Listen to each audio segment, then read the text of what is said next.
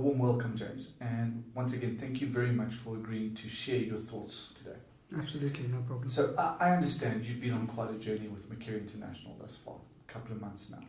Most recently, you were joining your manager in what we call a coaching masterclass session. Can you share with me, what was your experience with that? I found it very beneficial.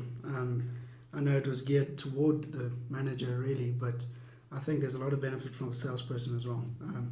We get critiqued on some of the subtleties that perhaps we take for granted. The competencies that we generally think we should be doing unconsciously, one or two of them might slip. So I think that it was a good opportunity to really critique myself and be really strict with myself and see where I could possibly improve.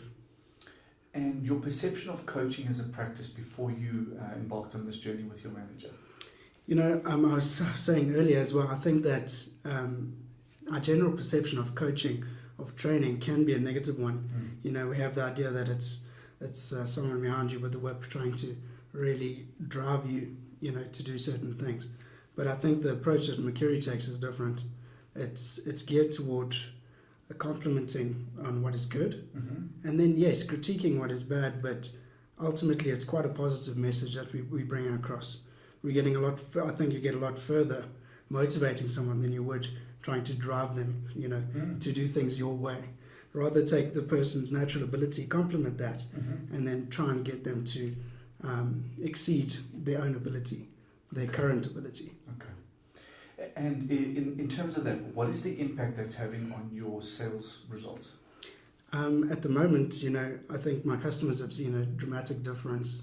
I think particularly with regard the structure of the meeting, and I've always had a good friendship with my customers, which is important, I feel. But more than that, now we're not just doing a social call. We're actually there with meaningful business information that's going to grow them and then ultimately grow us. Okay. And overall, your perception of Mercuri International as a provider? I think that initially my concern was that we were going to get bogged down with far too much admin because there's a lot of planning involved and that sort of thing. But putting it into practice, I think you learn that what the ultimate goal is that you become unconsciously competent. So although the planning is still taking place, it's not taking as much time. Okay. And at the end of the day, it is something that you can implement in a day-to-day basis. It's not just theory that's ultimately going to be forgotten. Okay, thank you for that.